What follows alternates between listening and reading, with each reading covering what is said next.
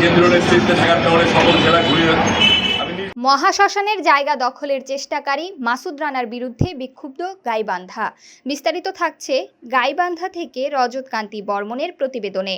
গাইবান্ধা পৌর মহাশ্মশানের জায়গা দখলের চেষ্টা ও শ্মশান কমিটির সভাপতি রবিন সেনের উপর হামলার প্রতিবাদে বিক্ষুব্ধ হয়ে উঠেছে সর্বস্তরের মানুষ।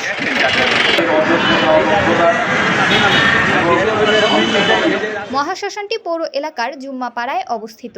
সম্প্রতি ওই এলাকার ভূমিদস্যু মাসুদ রানা তার সহযোগী সন্ত্রাসীদের নিয়ে রাতের অন্ধকারে মহাশ্মশানের জায়গা দখলের চেষ্টা করে।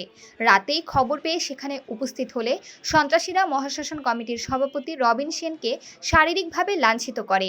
এ ঘটনায় পরের দিন সদর থানায় লিখিত অভিযোগ দাখিল করলেও ভারপ্রাপ্ত কর্মকর্তা এখনো পর্যন্ত তা গ্রহণ করেননি।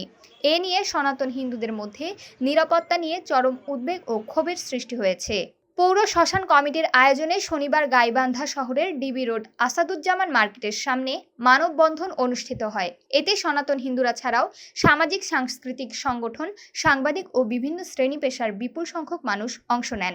শ্মশান কমিটির সভাপতি রবিন সেনের সভাপতিত্বে ও সাংগঠনিক সম্পাদক সুজন প্রসাদের সঞ্চালনায় মানববন্ধনে বক্তব্য দেন সিপিবি কেন্দ্রীয় কমিটির সদস্য মিহির ঘোষ, আদিবাসী বাঙালি সংহতি পরিষদের সদর উপজেলা আহ্বায়ক গোলাম রব্বানী মুসা, গাইবান্ধা প্রেস ক্লাবের যুগ্ম সম্পাদক জাভেদ হোসেন, সাংবাদিক হেদায়েতুল ইসলাম বাবু ও লালচান বিশ্বাস সুমন, সনাতন সংঘের সাধারণ সম্পাদক বিমল চন্দ্র দাস, হিন্দু বৌদ্ধ খ্রিস্টান ঐক্য পরিষদের জেলা সাধারণ সম্পাদক চঞ্চল সাহা, হিন্দু বৌদ্ধ খ্রিস্টান কল্যাণ ঐক্য ফ্রন্টের বিপুল চন্দ্র দাস, বাংলাদেশ যুব ঐক্য পরিষদের জেলা সভাপতি সুমন চক্রবর্তী, কালী মন্দির কমিটির রঞ্জন সাহা, পৌর মহাশ্মশান কমিটির সাধারণ সম্পাদক মানিক সরকার প্রমুখ। বক্তারা সদর থানায় 24 ঘন্টার মধ্যে পৌর মহাশ্মশান কমিটির মামলা গ্রহণ, অভিযুক্ত ভূমিদস্যু মাসুদ রানা ও তার পালিত সন্ত্রাসীদের গ্রেফতার করে আইনের আওতায় নেওয়ার দাবি জানান। অন্যথায় গাইবান্ধা সহ গোটা উত্তরাঞ্চলে বৃহত্তর কর্মসূচি গ্রহণের হুঁশিয়ারি দেন।